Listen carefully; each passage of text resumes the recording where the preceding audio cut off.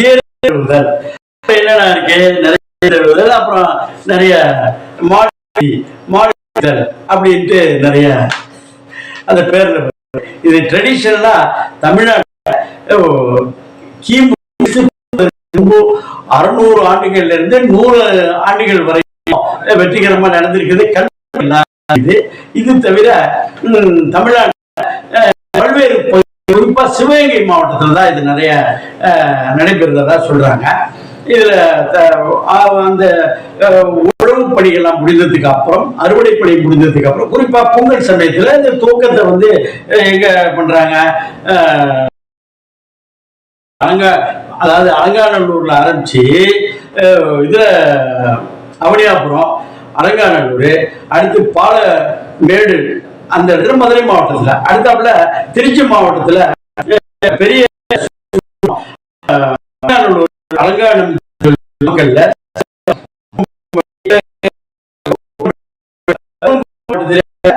தர்மபுரம், வேலூர்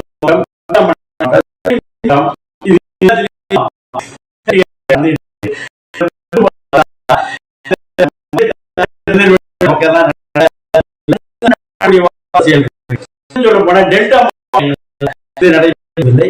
ஆனாலும் வட மாவட்ட பெரிய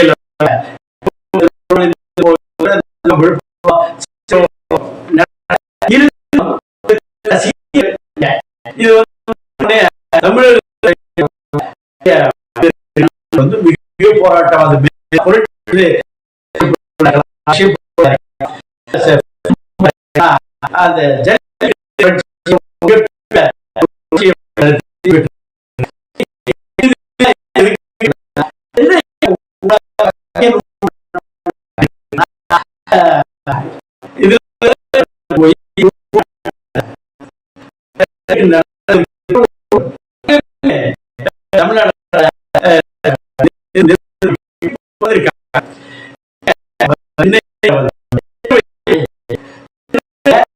ஐயப்பன் கோயில்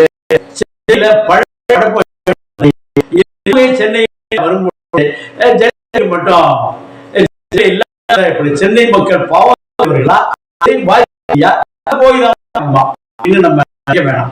ஆனா உலக விவரங்கள் நடைபெற்ற இங்க நடத்தணுமே, சென்னையிலே நடத்தணுமே. அதுவும் விளையாட்டு அமைச்சராக நம்ம உதயநிதி ஸ்டாலின் அப்புறம் அதை வந்து ஸ்பெசிபிக்கா நடத்தணும்னு சொல்லி புரட்சிகரா பண்ணார்.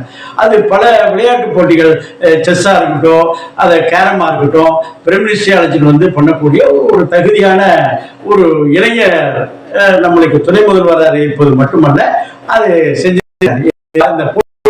இது போலவே ஜல்லிக்கட்டை சென்னையில் நடத்தலாம், சாதாரணமா நடத்தலாம். விளையாட்டு கிரவுண்ட் இந்த காருக்காக பண்ணதை விட சென்னையில வந்து எங்கெங்க நடத்தலாம். நம்ம மெரினா பீச் ஒண்ணு வந்து கூட்டங்கள் அதை நடத்தக்கூடாது, அது நம்ம அரசு மூலமாகவோ தீர்மானத்தின் மூலமாக செய்து கொள்ளலாம், கோர்ட்ல வாங்கிடலாம்.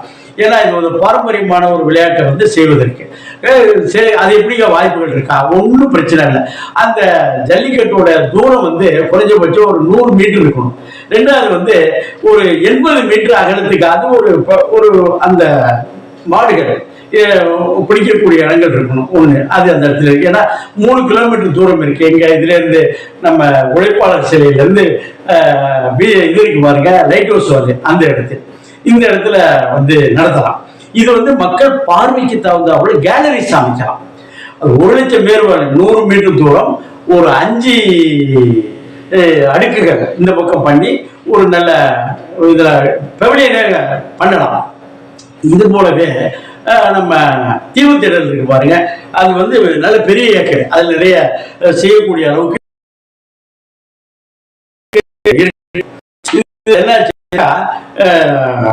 ஏகப்பட்ட வாசிகள் இருக்கும் ஒரு சூழ்நிலையில இருக்கலாம்.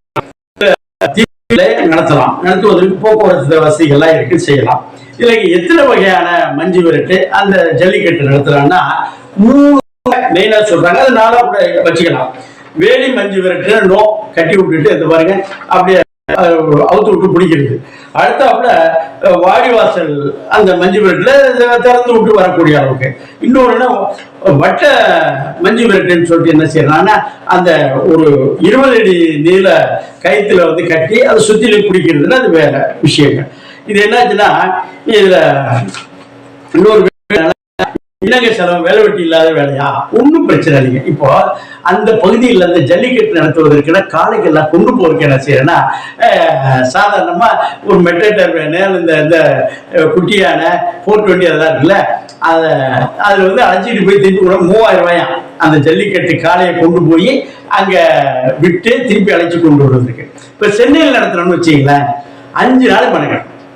எவ்வளோ 5 நாள் அங்கே இருந்து புறப்பட்டு வர வேண்டும். ஒரு நாள் ஃபுல்லா ஒரு நாள் ரெஸ்ட் எடுத்துக்கணும், 2வது நாள் ரெஸ்ட் எடுத்துக்கணும், 3வது நாள் எந்த இடத்தில் ஜல்லிக்கட்டு நடக்கிறதோ அங்க கொண்டு போய் அதை பயிற்சி கொடுக்கணும், 4வது நாள் போட்டி, 5வது நாள் டிரான்ஸ்பர் திருப்பி கொண்டு போவது என்பது ஒரு கணக்கு. எந்தெந்த காளைகளை கொண்டு வரலாம்? தமிழ்நாடு முழுமையும் நடத்தக்கூடிய மஞ்சு விரட்டில் வெற்றி பெற்ற காளைகளை மட்டும் ஒரு 1000 காளைகளை தேர்ந்தெடுத்துக் கொள்ளலாம். ஆமா, வெற்றி பெற்றதை கலெக்டர் டிக்ளேர் பண்ணி கலெக்டர் சான்றிதழ் வாங்கி இது மாடுபிடி வீரர்கள் ஒரு 1000 பேரை பிடிக்க வைக்கலாம். ஐயா இதை கொண்டு வரணுமே எவ்வளவுங்க? ஒரு மாட்டை கொண்டு வந்து திருப்பி எடுத்துட்டு புல்லு கட்டு வைக்க கட்டு தீவனம்லாம் அதோட கொண்டு வந்து வச்சிருந்து இந்த 5 நாளைக்கு வச்சிருந்து திருப்பி கொண்டு போற அளவுக்கு எவ்வளவு ஆகும் கேட்குறீங்க? அது மெட்டேட்டர் வேலை 25,000 ரூபாய் சொல்லுகிறார்கள் நண்பர்கள். 1000 மாடுகளை கொண்டு வந்தா எவ்வளவு ஆகும்? 1000 × 25,000 மாடு 2.5 கோடி தான் ஆகும். ஆச்சா, அது போல மாடுபிடி வீரர்கள் வெற்றி பெற்ற வீரர்கள் இருக்கிறார்கள். அவர்களை நண்பர்களுடைய வாங்கப்பா, நீங்க சொந்த பொறுப்புல தங்கிங்கப்பா, அக்காவோட தங்கச்சி விடு, அண்ணனோட தம்பி விடு, இல்ல லாட்ஜிங் ஹோட்டலுக்கு தங்கியப்பா, 10,000 ரூபாய் தரப்பான். 1000 பேர் வந்தா எவ்வளவு ஆகும்? ஒன்றும் பிரச்சனை இல்லை, 1 கோடி ரூபாய் தான் வரும். பாருங்க கணக்கு பாருங்க. ஆச்சா, இதுல வந்து ஏன் இத்தனை பேர் வந்தாக்கா இதுல வந்து பாதி ஜெயிப்பார்கள். யாரே வெற்றி பெற்றவர்கள் வந்து மாடு வெற்றி பெற்றால் பாதி மாடு வெற்றி பெறும். இது பிடிபடாம இன்னொரு பாதி பேர் வீரர்கள் பிடிப்பார்கள். ஓகே, என்னங்க அங்கேயிருந்து வர்றாங்க, இந்த 1000 ரூபாய் 10,000 ரூபாய் 25,000 ரூபாய் சரியா ஒண்ணு இல்லை. நிறைய நிறுவனங்கள் என்ன செய்ய டிராக்டர் விவசாய தொடர்பான டிராக்டர் பம்ப் செட் நிறுவனங்கள் என்ன செய்யறாங்கன்னா நாங்கள் வந்து பரிசு கொடுக்கிறோம் என்று சில நண்பர்கள் சொல்கிறார்கள். இப்ப டிராக்டர் இருக்கு 500 மாடு வெற்றி பெற்ற மாடு ஒவ்வொருத்தரும் டிராக்டர் பண்ணா 4 லட்சம் ரூபாய் தான் அதிகபட்சம். அந்த கல்டிவேட்டரு அந்த நேரடியாக வாங்கினா ஒரு 500 டிராக்டர் அதை கொடுத்தாங்கன்னு வச்சேன், எவ்வளவு ஆயிட போகுது? இது வந்து அவர்களே ஸ்பான்சர் செய்து கொள்கிறார்கள். என்ன ஆகி போச்சுன்னா ஒரு 500 இதுக்கு பண்ணோம்னாக்கா எவ்வளவு வரும்னு பார்க்க, இதான் ஒரு கணக்கு. அதோட நிறைய ஸ்பான்சர் செய்து கொள்கிறார்கள்.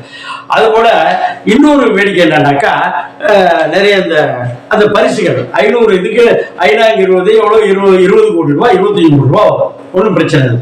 அது மாதிரி மாடுபிடி வீரர்களுக்கு 2 வீலர்ஸ் நல்ல புல்லட் அளவுக்கு இல்லாட்டினாலும் ஒரு பல்சார் லெவலுக்கு புல்லட்னா ஒரு 2,000 ரூபாய் கிட்டத்தட்ட வருது, மொத்தம் ஒரு 2,000 ரூபாய் வரும்போது 2 லட்சம் ரூபாய் வரும். இதற்கு வந்து நிறுவனங்கள் இலவசமாக கொடுப்பாரு, ஸ்பான்சர்ஸ் நிறைய பேர் இருக்காங்க. ஆச்சா, அப்புறம் அந்த கிரவுண்டை சுத்திலையும் கிரிக்கெட் ஹாக்கியெல்லாம் பார்த்தா விளம்பரங்கள் இருக்கு பாருங்க, அதன் மூலமா ஒரு குறைஞ்சபட்சம் ஒரு 5 கோடி ரூபாய் சாதாரணமா கிடைக்கும். புரிஞ்சு போச்சா? அப்புறம் அந்த டிவி ரைட்ஸ், டிவி அந்த இதுக்கு நேரடி ஒளிபரப்போ ரைட்ஸ் கொடுத்தோம்னா அது குறைஞ்சபட்சம் ஒரு 5 கோடி ரூபாய்க்கு போகும். வேர்ல்டு ஃபுல்லா சென்னையில எல்லாரும் வந்துருவாங்க.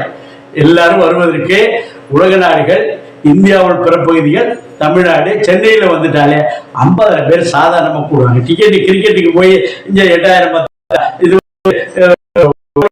எல்லாம் போறாங்கன்னு பாருங்க, 2,000 3,000 4,000 கூட இருக்கு.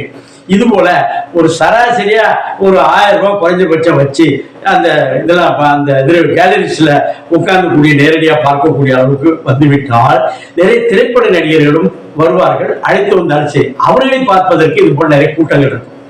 விளையாட்டு பொருட்கள் அது ஒரு 50 கோடி ரூபாய் சாதாரணமா ஒரு 1000 ரூபாய் போட்டீங்கன்னு வச்சீங்க, அது வந்துட போகுது. இதுக்கு என்னங்க தடையா இருக்கு? எதுவுமே கிடையாது. மாட்டை கொண்டு வந்து எங்க கட்டுறது? எங்க 5 நாள் மாதவரம் கால்நடை பராமரிப்பு அறிவியல் பல்கலைக்கழக வளாகத்தில் இருக்கிறது. இதை மாதிரி நம்ம தீவுத்திடல் அதை மாதிரி மாவட்ட வச்சு பராமரிக்கக்கூடிய இருக்கிறது, ஒரு கட்டுரை பண்ணிடலாம். அந்த கேலரிஸ் அமைக்கிறது எவ்வளவு? அதிகபட்சம் 1 கோடி ரூபாய் அதுக்கு மேலே வராது. கேலரிஸ் நீட்டா போச்சு 1 2 கோடி ரூபாய் வச்சுங்களேன், ஏன்னா வந்து நம்ம கேலரிஸை வச்சு அழகா பலகளை வச்சு அந்த ப்ரொடக்ஷன் அந்த மாதிரி சில விஷயங்கள் பண்ணி விட்டோம்னா, இப்போ கார் பந்தயத்தெல்லாம் பண்ணாங்கல்ல, அது மாதிரி இது ஒரு பண்ண சரியா போயிடும். மொத்தத்துல இப்ப இந்த இது எந்த துறை எடுத்து நடத்தலாம்? இப்பொழுது கால்நடைத்துறை அதை எடுத்து நடத்தலாம். பால்வளத்துறை என்று ஒரு துறை சில சமயம் நஷ்டத்துல போகுதுன்னு சொல்றாங்க.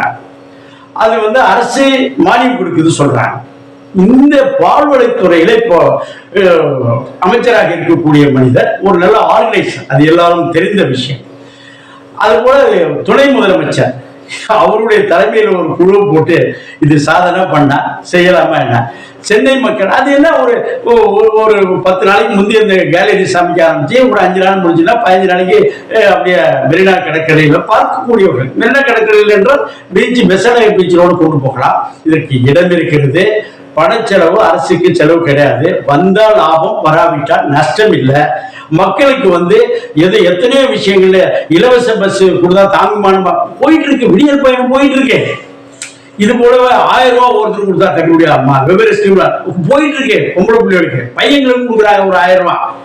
இதெல்லாம் பார்க்கும் பொழுது மொத்தத்தில் சுத்தி வளைச்சு பார்த்தா ஒரு 50 கோடி ரூபாய்க்கு மேல செலவு கிடையாது. வருமானம் திட்டமிட்டு டிக்கெட்டா இருக்கட்டும், விளம்பரமாக இருக்கட்டும், டிவியில கொடுக்கறதா, ரேடியோ விளம்பரங்கள், கமெண்ட், கிரிக்கெட்ல கமெண்ட் கொடுக்குறப்ப எப்படி அந்த இதெல்லாம் கிரிக்கெட் எல்லாம் போயிட்டு இருந்துச்சு, நிறைய இந்த டிவியில கொடுத்ததுனாலதான் இதை வந்து பண்ணக்கூடிய வாய்ப்பும் வசதிகளும் இப்பொழுது கூடிய முதலமைச்சருக்கு முழு தகுதியும் முழு எண்ணங்களும் இருக்கு. அதற்கு ஈடு கொடுக்கக்கூடிய அளவுக்கு உதயநிதி, மரியாதைக்குரிய துணை முதல்வர் உதயநிதி அவர்கள் எடுத்து பண்ணாங்கன்னா எத்தனையோ விஷயங்களை வெற்றி பெற்றது ஒரு சாதனை பண்ணலாம்ல. வாங்க தேவைன்னா நம்ம உட்கார்ந்து கால்குலேஷன் பண்ணலாம். இதை யார் என்றால் ஜெயித்தவர்கள் கால்நடை மருத்துவமனை கலெக்டரே அந்த மாதிரி லிஸ்ட் கொடுத்துட்டாங்கன்னா அழகா தேர்வுலையும் பிரச்சனை இருக்காது, போட்டியிலையும் பிரச்சனை இருக்காது. மருத்துவ பரிசோதனை பண்ணி அழகா பண்ணலாம், செய்யலாம்.